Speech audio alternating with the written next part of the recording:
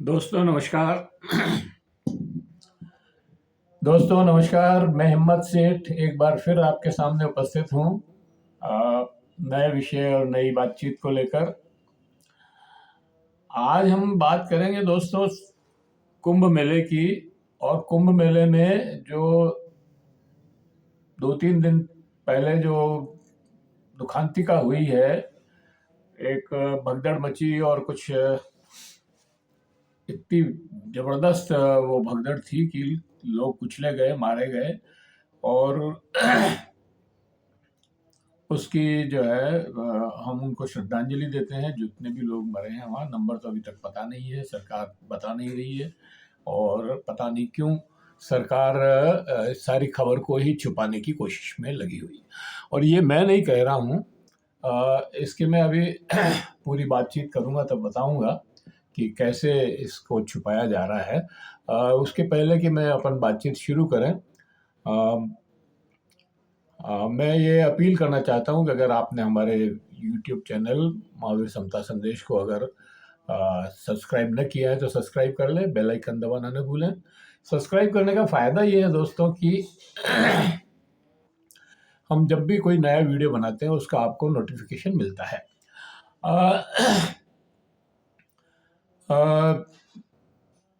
अगर आपको वीडियो अच्छे लग रहे हैं तो लाइक करें, फॉरवर्ड करें और अपने दूसरे सोशल मीडिया पर भी भेजें। और अगर आपको कमेंट करना है तो कमेंट करें और सुझाव दें। कमेंट बॉक्स में जाएं, कमेंट करें, सुझाव दें। आपके कमेंट और सुझाव हमें और बेहतर करने की ओर अग्रसर करेगा।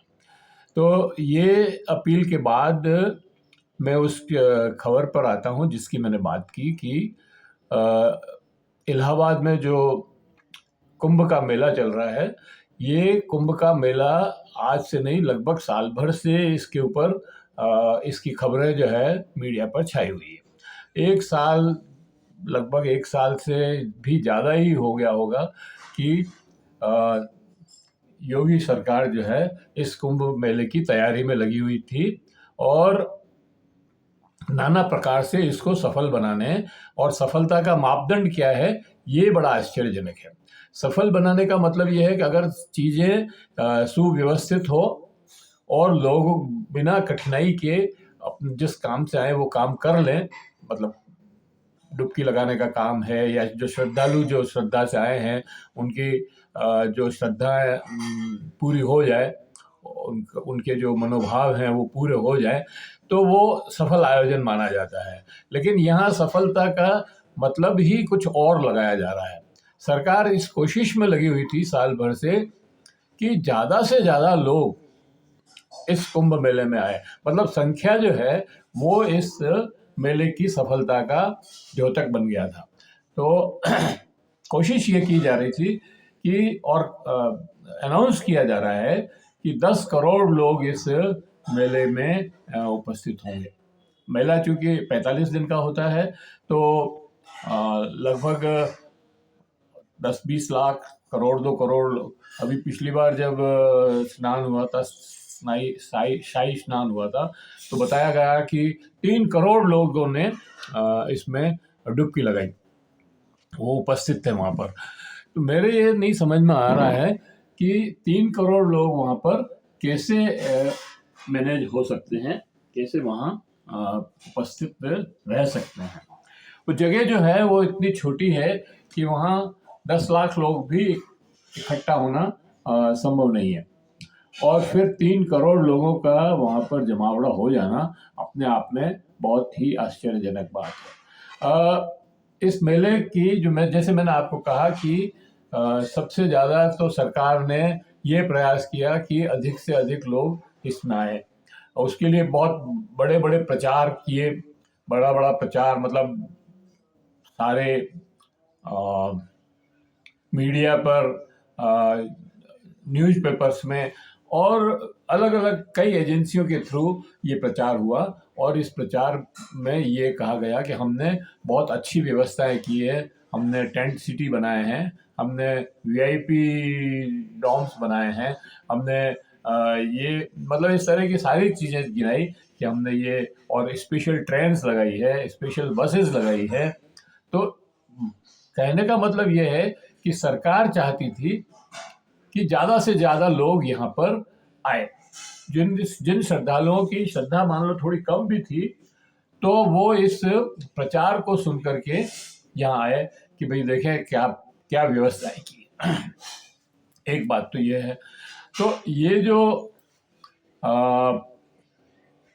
व्यवस्थाओं का जो प्रचार हुआ, इससे भी लोग वहाँ पर भीड़ बढ़ी और भीड़ में फिर लोग भगदड़ मची और भगदड़ में मारे गए। एक कारण ही ये नहीं है, कारण बहुत सारे हैं। दूसरा जो बड़ा कारण है वो इसमें करप्शन एंगल भी है। ये कई मतलब समाचार एजेंसियों की न्यूज़ों में या सोशल मीडिया के प्लेटफॉर्म पे भी इस बात को ज़्यादा रेखांकित नहीं किया गया है, लेकिन ये एक फैक्ट है कि सरकार ने इसमें 7,500 करोड़ रुपया या उससे भी ज़्यादा 8,000 करोड़ या 10,000 करोड़ जो भी उनका बजट है, लेकिन इससे ज़्यादा पैसा जो है यहाँ पर खर्च करने की योजना बनाई। 7,500 करोड़ रुपया अगर सरकार यहाँ खर्च कर रही है तो निश्चित रूप से उसमें करप्शन तो निहित है। और जिस तरह की व्यवस्थाएं अब दिख रही है, और इसमें इसलिए भी ये आरोप लग रहा है कि ये जो कॉन्ट्रैक्ट इस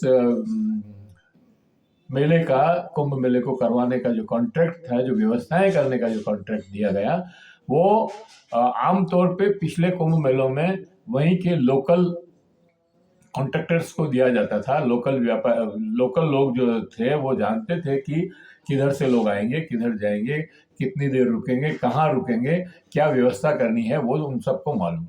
लेकिन इस बार जो कॉन्ट्रैक्ट दिया गया वो एक एमएनसी मतलब मल्टीनेशनल कंपनी को दिया गया, और चूंकि मल्टीनेशनल कंपनी को कॉन्ट्रैक्ट दिया गया तो वो सारे लोग उससे अलग हो गए कि अब इस मल्टीनेशनल कंपनी को वहाँ पर कुछ भी मालूम नहीं है, न उन्होंने किसी लोकल आदमी से व्यवस्था के बारे में पूछताछ की, न कॉरपोरेट्स को शामिल किया, मतलब वहाँ का जो म्यूनिसिपल कॉरपोरेशन है उनको शामिल किया, और न वहाँ के दूसरे जो जानकार लोग हैं, मीडिया भी इवन, उनको भी इसमें इस व्यवस्था संबंधित बातों में शिरकत नहीं करने दी। तो दूसरा जो बड़ा कारण है वो ये है। और तीसरा जो बड़ा कारण है इस दुखांतिका का वो है वीआईपी ट्रीटमेंट, वीआईपी कल्चर। अब आप देखें कि किस तरह से वीआईपी लोगों के लिए अलग व्यवस्था की गई और कैसे उनको फोटोशूट जो है किया गया।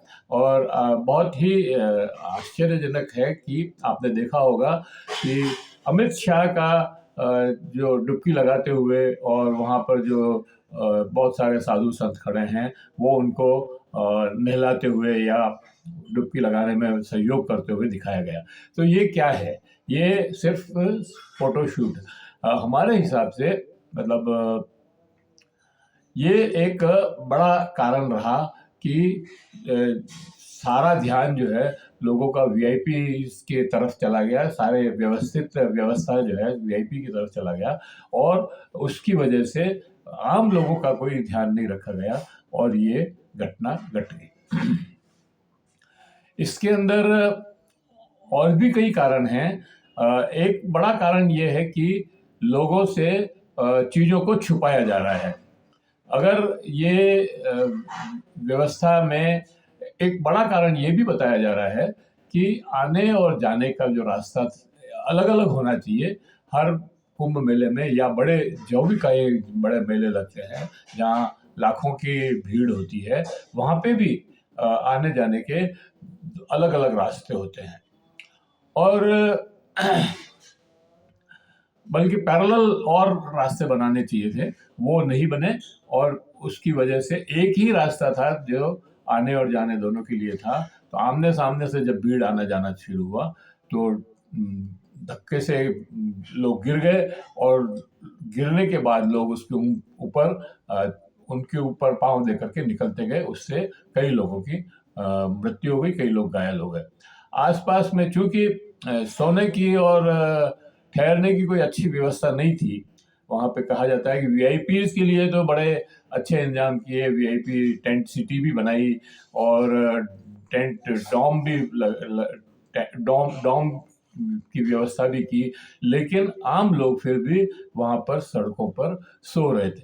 और सबसे बड़ा जो कारण है वो यही है कि मेला के आयोजकों ने इस बात का ध्यान नहीं रखा कि जितनी स्पेस वहां है, जगह जितनी है, उससे अगर चौगुने आदमी आ जाएंगे या बुला लेंगे, आप इनवाइट करेंगे लोगों को, तो कैसे आप उनको चौगुने बल्कि 10 गुने हो गए वहां, तो उनको कैसे आप एडजस्ट करेंगे।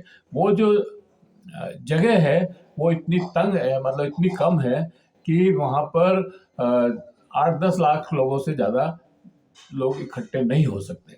जबकि आप कह रहे हैं कि 3 करोड़ लोगों ने डुबकी लगाई, और इस बार और ज्यादा लोग आने वाले थे, और फिर कुल मिला करके 7.5, 8, 10 करोड़ लोगों का की आप संख्या का अनुमान लगा रहे हैं कि वो आएंगे। तो 10 करोड़ लोगों को एक इलाहाबाद जैसी छोटे शहर में, मतलब शहर तो बहुत बड़ा है लेकिन फिर भी 10 करोड़ के हिसाब से बहुत छोटा है, क्योंकि वहाँ की पॉपुलेशन होगी 50-60 लाख। 50-60 लाख लोग को आप एडजस्ट कर सकते हैं, वो भी झुग्गी झोंपड़ियों और इन सब में। फिर उनके साथ 50-60 लाख और लोगों को इकट्ठा जमा कर लें जो आने जाने वाले हैं। लेकिन आप 10 करोड़ लोगों को वहाँ कैसे एडजस्ट करेंगे, इस बात की कोई वो नहीं थी। न आने जाने की कोई व्यवस्था थी। 30-30 किलोमीटर, 40-40 किलोमीटर पहले से रोक लिए गए थे लोगों को। फिर वहां से पैदल जाने के लिए कहा जा रहा था, तो 8-8, 10-10 किलोमीटर रोज पैदल चलने वाले लोग तो थक ही जाएंगे।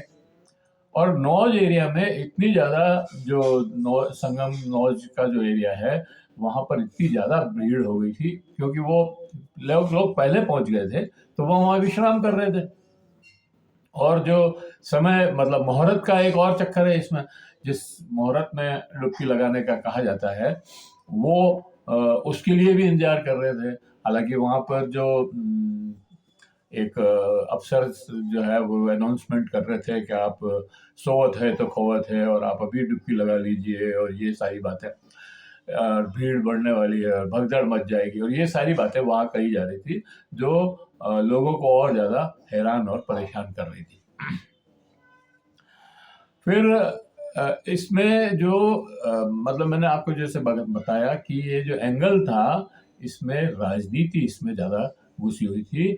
और एक सिंड्रोम जो ये है कि हमने पहली बार इतना लोग इकट्ठे हुए, या हमने पहली बार इतनी व्यवस्थाएं की, या हमने पहली बार का सिंड्रोम है, वो भी इसमें बहुत इस दुखांतिका को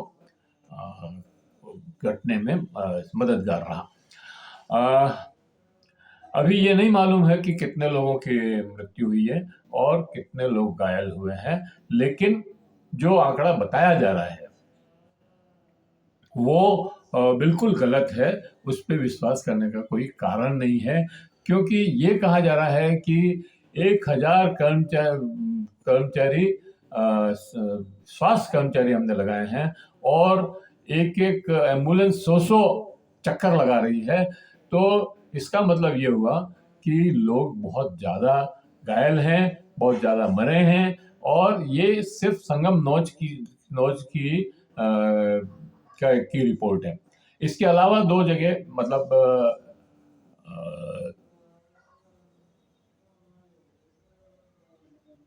जोशी एरिया में भी ये दुखांतिका हुई, और कहा अभी उसकी भी एक जगह की रिपोर्ट है। कहा जाता है कि 2 जगह हुई है वो घटना, एक चौकी, पुलिस चौकी के यहाँ पर, और एक और दूसरी जगह जो है ये घटना हुई है। और पुलिस चौकी के वहां पर तो जो घटना हुई उसमें वहां के ग्राउंड जीरो से जो रिपोर्ट है वो दिल दहला देने वाली है। एक छात्रा है जो वहां पर दुकान लगा करके, या दुकान पे काम करने वाली छात्रा थी, उसने बताया कि मेरी दुकान में पूरी भीड़ भर गई थी, और 24 लाशें तो मेरी दुकान के सामने से उठाई गई है। 6 लाशें तो मेरी दुकान के सामने से उठाई गई है।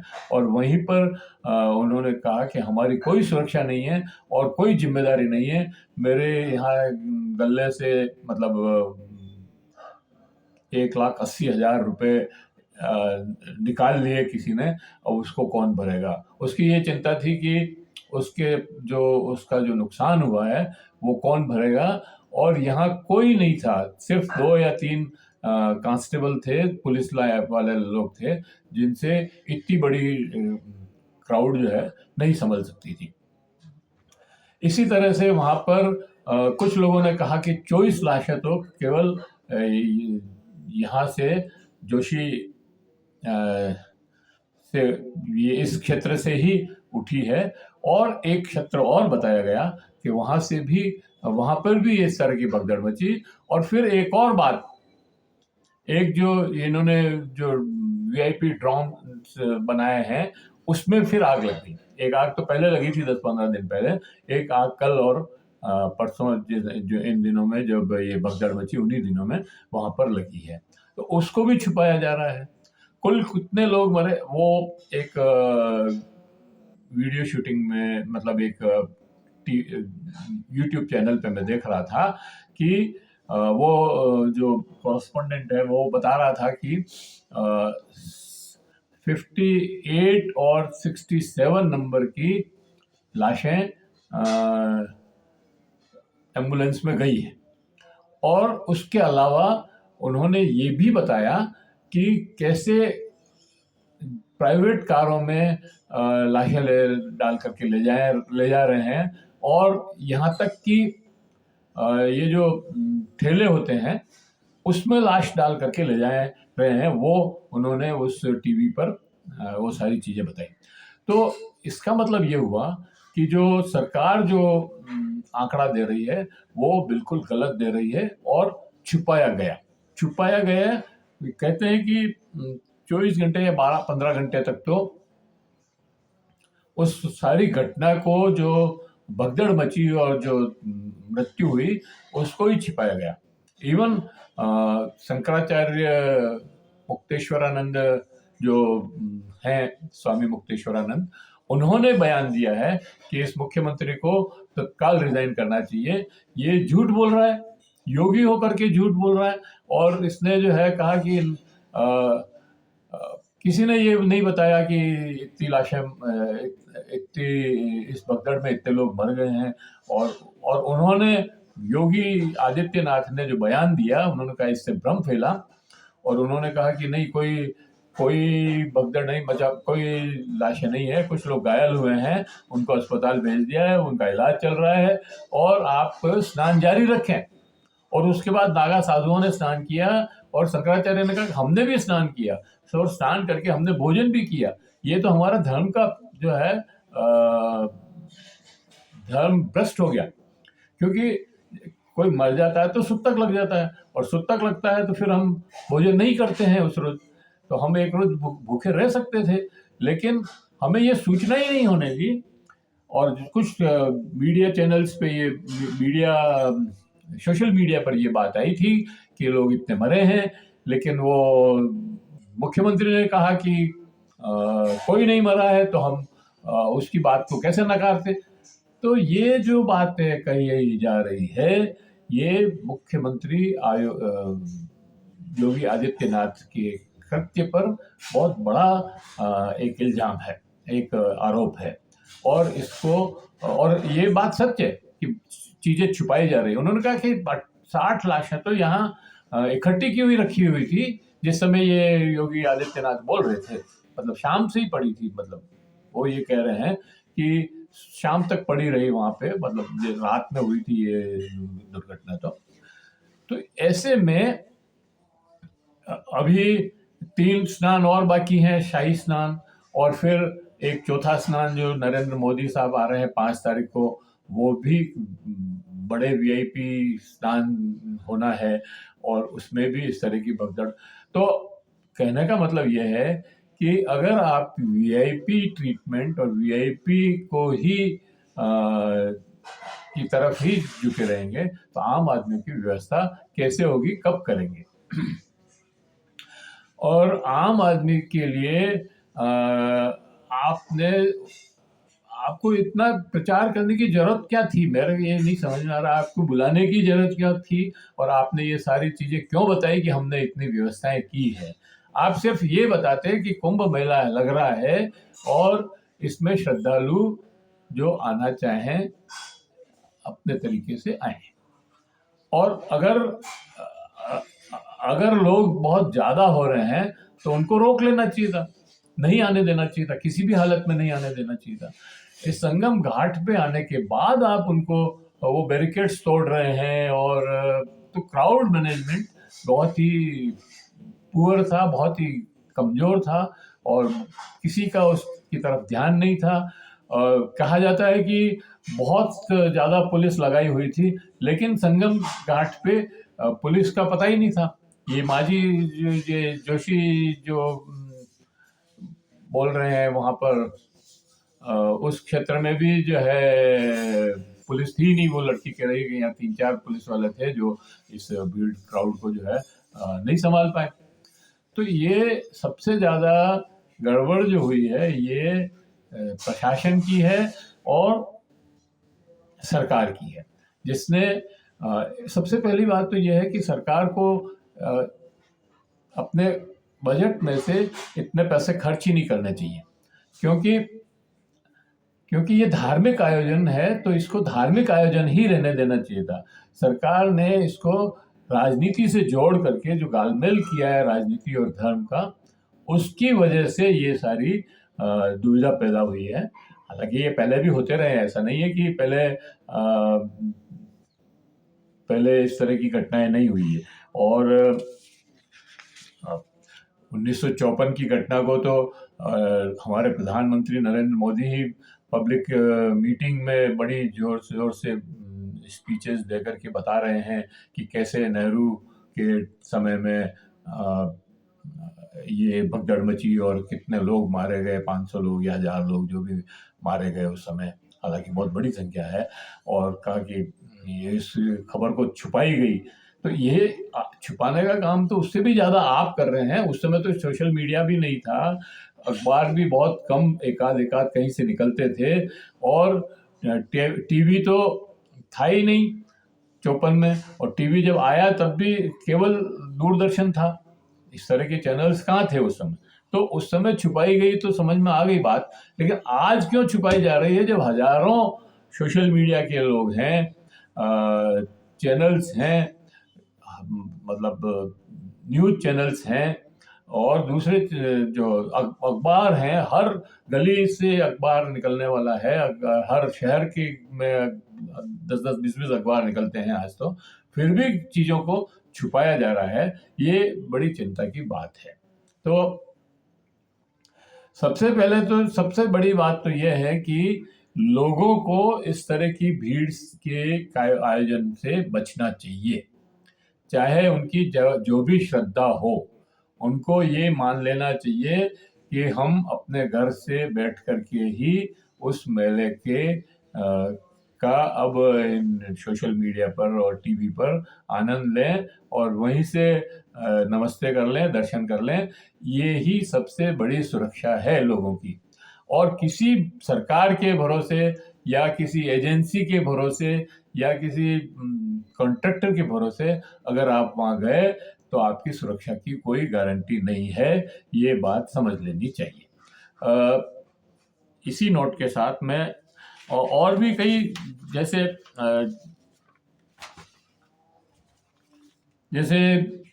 1954 में जो घटना हुई वो तो सबको मालूम ही है, लेकिन उसके बाद भी जैसे अप्रैल 1986 में हरिद्वार में भगदड़ मच गई थी, 50 लोग मारे गए। उज्जैन सिंहस्थ में 92 में भगदड़ मच गई थी, उसमें भी 50 लोग मारे गए। 2003 में भी नासिक में कुंभ हुआ, उसमें भी 50 लोग मारे गए, 100 से अधिक घायल हुए। अब ये संख्याएं जो है कोई जरूरी नहीं है कि एकदम एग्जैक्ट हो, इससे कई ज्यादा की डेथ भी हो सकती है। हर बार डेथ के आंकड़े तो छुपाए जाते हैं, इसमें तो कोई शंका है ही नहीं। हरिद्वार में 2010 में साधुओं के बीच में बहस हुई और उससे भगदड़ मच गई। साधु और एक श्रद्धालु के बीच में बहस हुई और उससे भगदड़ मच गई और 5 लोग मारे गए। तो 2013 में इलाहाबाद कुंभ में 40 लोग मारे गए। ये रेलवे स्टेशन पे ही हादसा हो गया, संगम घाट पर तो पहुंचे ही नहीं लोग, और 29 महिलाएं थी। तो इस तरह से ये घटनाएं अभी जोधपुर में जो घटना हुई उसके जांच रिपोर्ट का ही पता नहीं है, जांच रिपोर्ट आ गई, उसको प्रकाशित ही नहीं किया जा रहा है। तो सरकार हर जगह ये छुपाने का प्रयास तो करती है, चाहे कोई भी सरकार हो, चाहे केंद्र की सरकार हो, चाहे राज्य की सरकार हो, चाहे बीजेपी की सरकार हो, चाहे कांग्रेस की सरकार हो, चाहे और कोई पार्टी की सरकार हो, वो इन ऐसी घटनाओं की सही जानकारी नहीं देती, लेकिन देनी चाहिए। सही जानकारी देनी चाहिए, लोगों में ये प्रचार करना चाहिए कि ऐसी भीड़ में लोग न जाएं, और क्योंकि वहां पर सुरक्षा की कोई गारंटी नहीं है। बहुत अच्छी व्यवस्था में भी अव्यवस्था फैलने में कोई समय नहीं लगता है, ये बात समझ लेने की जरूरत है। इसलिए भीड़ से बचना चाहिए, और संगम जो है वहां पर अगर आपकी श्रद्धा है तो आम दिनों में चले जाएं, वहां पर आपको पूजा पाठ करनी है तो पूजा पाठ कर लें, संगम में डुबकी लगानी है तो डुबकी लगा लें, लेकिन ऐसे भीड़ भाड़ वाले मेलों में जाने से बचें, ये हमारी सलाह है।